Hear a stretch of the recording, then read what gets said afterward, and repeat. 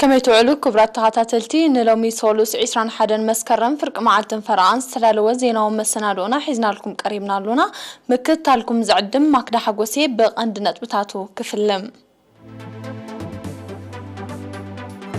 أبزو عقاش باركا وفري حملة لمعات نمعوات لعلي 350 شح فلسسات تتخيلون أب دواروا أب مخصقاس نوحن بوعن من السين زتوكورا سيمينار تخايدوم أبا فعبت حمام عصون مكل خالك كايدا بزرلو تعري تزتيوم أب كاميرون بستخايدة متقعتات 15 أبالات سراويت كم التقطلو تقليتهم حالتات تاسبانيان إيطاليان لعلي ميتي أبالات بجلة مافيا بتحتك أيداتيوام أب روسيا حادة تمهارة يونيفرسيتي بزكايدو متقعتي شومون تسبات تقاتيلهم زرزر زينا حابريتا كم مينستر تعنا تمالي أب موشبي مأكلات زوا مأكل بستقبرا ناي لافاراتوري مرمراتات سلست زيغاتات كابسمرا بكورونا فيروس ملكافهم ترقاقيت اللهم إذا خمزيلن كله كورونا فيروس ترخيبهم أب هوسبيتالات زوا مأكل تعاقبهم كنكن كجبر لمزز أنحو شديش زيغاتات حاويم تفاني معلوم بز مسرت على العطري بكورونا فيروس تلخف زيغاتات كساب لومي شديش ميتن 74 بزيح الله شديش ميتن 24 كابزيهم حاويم استفانو 4 بموت استفليو 10 دما جنا هوسبيتالات تعاقبهم زركبيهم مينستر عنا 20 مسكرم كل تشحن 20 حدن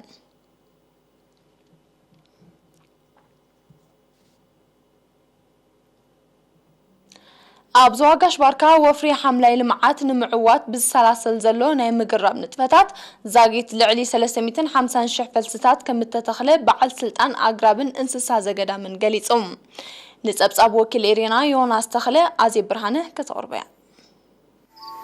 أبزو عقاش باركا وفري حملة لمعات نمعوات بالسلاسل زلو ناي مقرب نتفتات 33 عينة أقراب زد تقلل لعلي 350 شح فلسطات كم التتخلي وكيل بعد سلطان أقرابن انسسا زقدا من أبتو زوا أتو تخص تخفل ماريم حبيروم أزي بتساطف النت كلهم أكلات حبرة سبز السلاسل زلو ناي مقرب مدبات كتسألو مخانو زد تقصى أتو تخصته زتكل فلسطات وحسنتو كالرقاقت مئنتي بخوم درجة حالوان كتتلن كجبرلو تمحتينوم زغان عينة قرب مبقلاوي هون زي مبقلاوي كندالون خلينا انتاي تسقم جن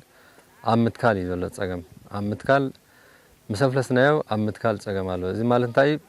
تزفلسنايو كل جزء أيتكلم مالتي عدتات بعلن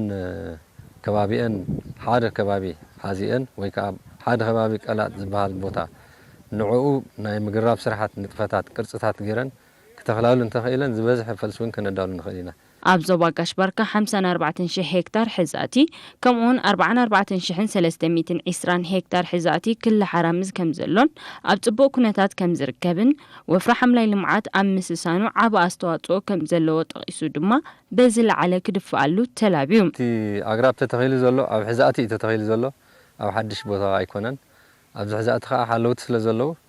ناي معبايو ناي كنكن مقبارو بزو حزا سكف يابلنان أزغم زيلون كله بعصر شعات مسكرم عب كتما بارونتو بتساتفو سبورتاوين تمهارون أبالات حيلتات مكل خالن أدمع وفرام مقرب تخايدوم باتي لعلي كلتميتن 50 عام سبز تساتفو مدب لعلي كلتشحن 500 فلسطات موبقلا وأقرب أب حزاتي قبو عالش كم تتخلى وكيل إيرينا قليزوم تساتفتيا بزهابو رئيتو عقداسنت نايت مدب بمتقاس كالوت أكالات وانت مساسالي تبقسوتات كوسدو أتحساسيوام زبوتازين تلا بقطاليا تلويتو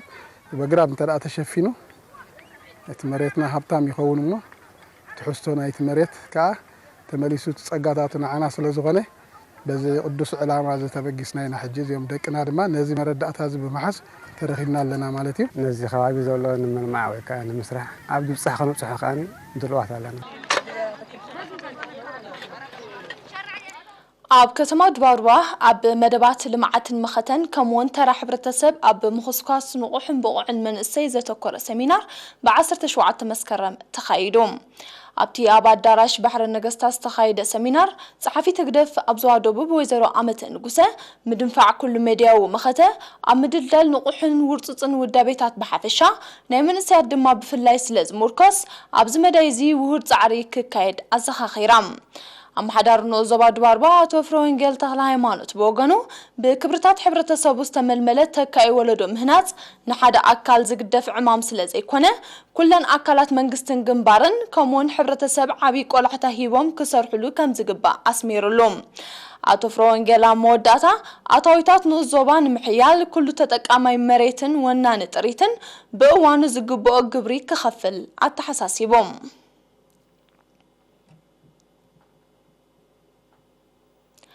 ኣብ ዞባ ኣፍዓበት ምስ ዝሓለፈ ዓመት ብምንጽጻር ወሰኽ ኣርእዩ ዘሎ መልከፍቲ ሕማም ዓሶ ንምክልኻል ክካየድ ኣብ ዘለዎ ጻዕሪ ተዘትዩ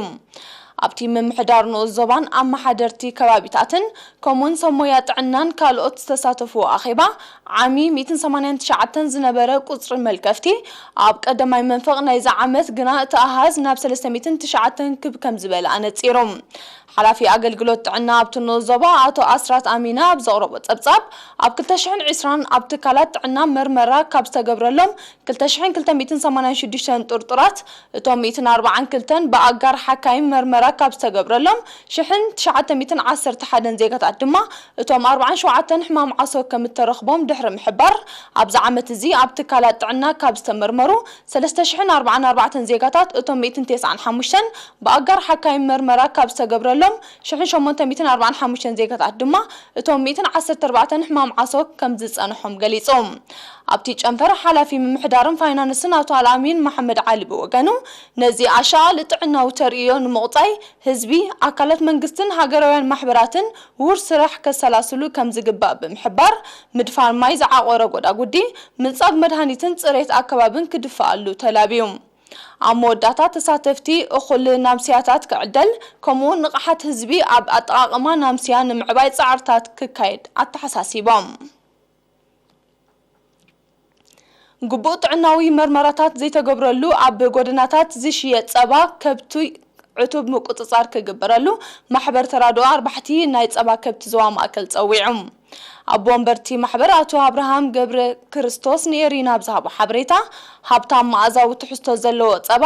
ማዕረ እውን ልዑል ናይ ምብካል ሳዕቤናት ከም ዘለዎ ብምጥቃስ ብዝተፈላለየ መትሓዚታት ኣብ ጎደናታት ክሽየጥ ዝረአ ጸባ ሳዕቤኑ ሓደገኛ ስለ ዝኾነ ጨንፈር ሕግን ስርዓትን መግቲኢ ክገብረሉ ኣዘኻኺሩ ማሕበር ካብ ዝምስረት ልዕሊ ፍርቂ ዘመን ከም ዝቆጸረ ዝጠቐሰ ኣቶ አብርሃም ኣብ ዝዋን እዚ 450 ኣባላት ከም ዘለዎም ክንዶም ዝኾኑ ድማ ኣብ ማሕበር ዘይተጠርነፉ ከም ዘለዉ ብምሕባር መዓልታዊ ኣስታት 20,000 ሊትሮ ጸባ ናብ ፋብሪካ ጸባ ኣስመራ ከም ዝቐርብ ገሊጾም ኣባላት ማሕበር በወገኖም ኣብ ማሕበር ተጠርኒፎም ምስረሖም ብዙሕ ረብሓታት ከም ዝረኽብሉ ብምጥቃስ ዛጊት ዘይተጠርነፉ ነቲ ብልጫታት ተገንዚቦም ክጥርነፉ ተላብዮም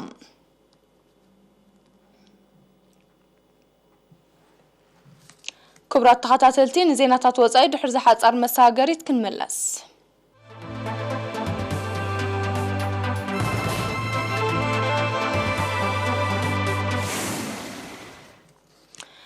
ኣብ ዜናታት ወጻኢ ዛጊት መንነቶም ዘይተፈልጠ ዕጡቃት ኣብዚ ሳልስት እዚ ኣብ ምዕራባዊ ሸነኽ ካሜሮን ብዘካይድዎ መጥቃዕትታት 15 ኣባላት ሰራዊትን ብርክት ዝበሉ ሰላማውያን ሰባትን ከም ተቐትሉ ማዕከናት ዜና ንሰመዝ ጸጥታ ሃገር ብምጥቃስ ኣቃሊሐን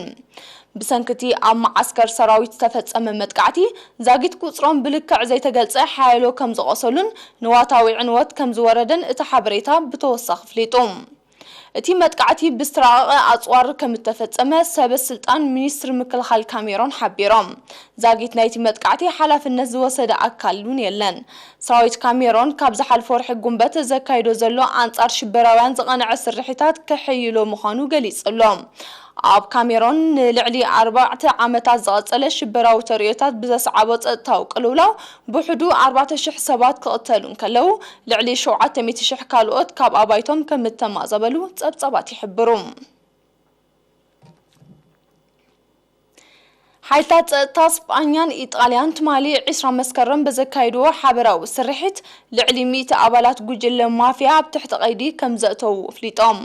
እቶም ኣብ ኢጣልያን ደሴታት ካናሪን ዝተታሕዙ ገበኛታት ኣብ ምሕጻብ ገንዘብን ምዝማት ባንክታትን ተዋፊሮም ንኻልእ ገበናት ዘገልግል ገንዘብ ኣብ ምእካብ ክነጥፉ ከም ዝጸንሑ ተገሊጹ ምስቲ ጉዳይ ብዝተኣሳሰር ሰበስልጣን እስጳኛን ኢጣልያን 118 ናይ ባንክ ሕሳባት ከም ዘደስከሉ ፍሊጦም ኣለዉ እቶም ገበኛታት ብዝካየድ ኣብ ምሕጻብ ዝምታን ገንዘብ ኣብ ምስጋር ኣጽዋርን ዕጸፋርስን ውን ክነጥፉ ከም ዝጸንሑ ተገሊጹሎም ኣባላት ጉጅለ ማፊያ ብትሕቲ ቀይዲ ካኣቱ እዚ ናይ ፈለማ እኳ እንተዘይኮነ ዝፍጽምዎ ገበናት እናዓበየን እናተረቃቐን ይመጽእ ከም ዘለውን ይጥቀስ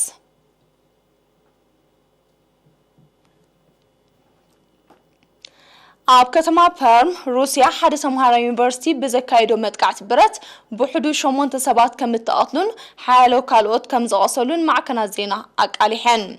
ነቲ ትማሊ 20 መስከረም ዝተኻይደ መጥቃዕቲ ዝፈጸመ ወዲ 18 ተምሃራይ ናይቲ ዩኒቨርሲቲ ሓይልታት ጸጥታ ብዝተኮስዎ ጠያይት ከም ተቐትለ ሰመዚ ከተማ ፐርም ፍሊጦም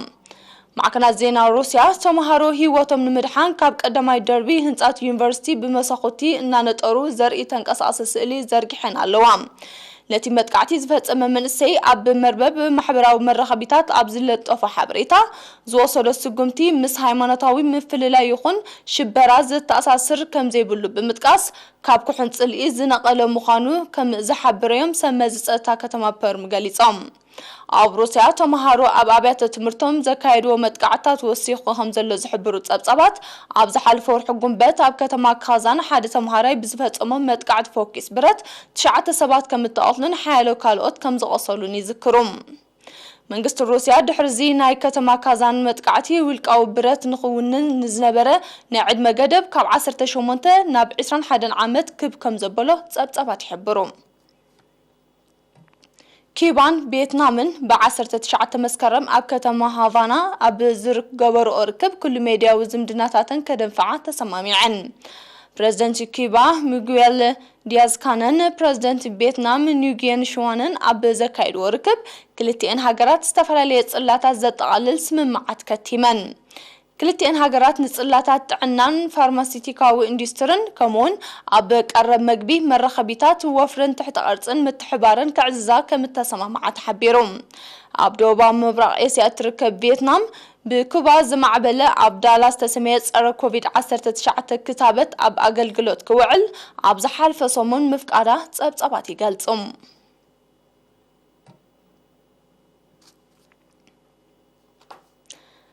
كبرات تخاتلتي نساعد استلالو زينو مسنادونا نمززام قند نطبطات كندغم ابزو واغاش باركا وفر حمله لمعات نمعوات لعلي 350 شح فلسطات تتخيلهم عبد باربا اب مخصكاس نقحن بقعن من سين زتكوره سيمينار تخيدوم عباف عبد حمام عصون مكلخال كايد ابزلو صعر تزتيوم ኣብ ካሜሮን ብዝተኻይደ መጥቃዕታት 15 ኣባላት ሰራዊት ከም ተቐትሉ ተገሊጹ ሓይልታት ጸጥታ እስጳኛን ኢጣልያን ልዕሊ 100 ኣባላት ጉጅለ ማፊያ ብትሕቲ ቀይዲ ኣትይዎም ኣብ ሩስያ ሓደ ተምሃራይ ዩኒቨርሲቲ ብዘካይዶ መጥቃዕቲ 8 ሰባት ተቐቲሎም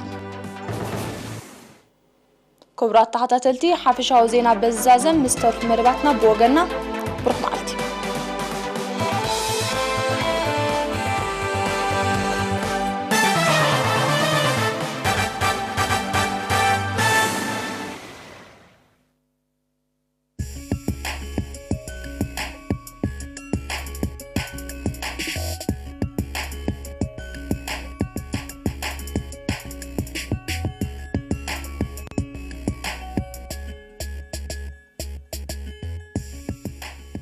كبرات عزبتنا كم يصنحكم ጋዜጠኛ ኤፍሬም መኮንን ዘዳለው ዜና ስፖርት ሒዘልኩም ቀሪበ ዘለኹ ናትናኤል ዘሚካኤልም ምክትታልኩም ድማ ብኽብሪ ዕድም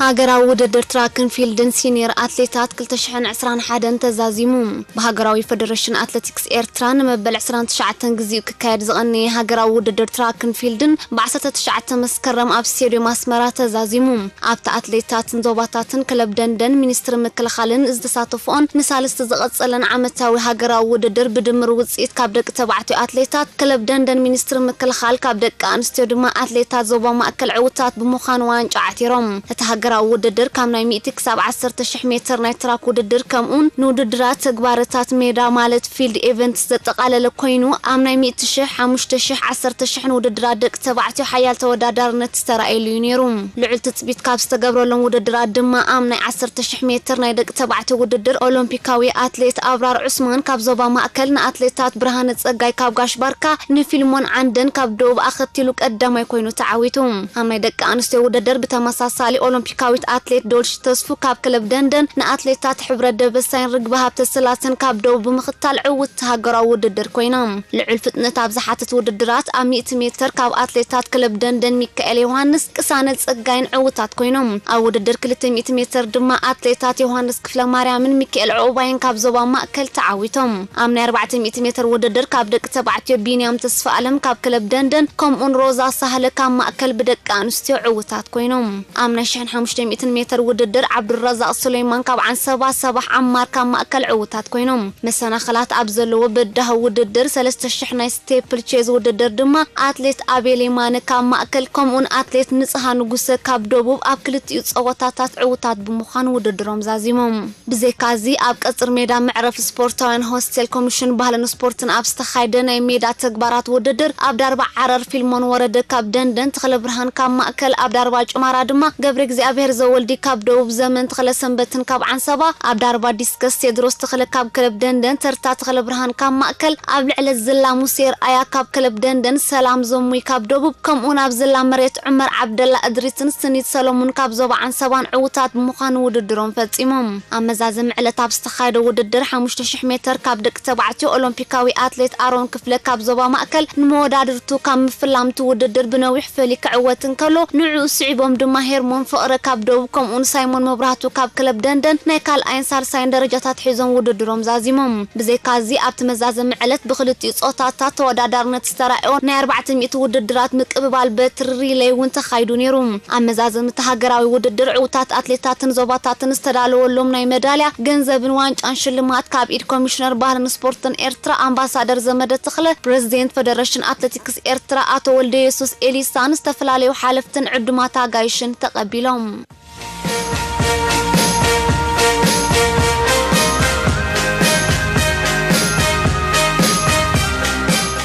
ክብራት ተዓዘብትና ንሎም ዕለት ዝተዳለወ ዜና ስፖርት ኣብዚ ተፈጺሙሎ ምስ ካልእ መደባት ቴሌቪዥን ኤርቲቪ ንገርፈኩም ብወገነይ ሰላም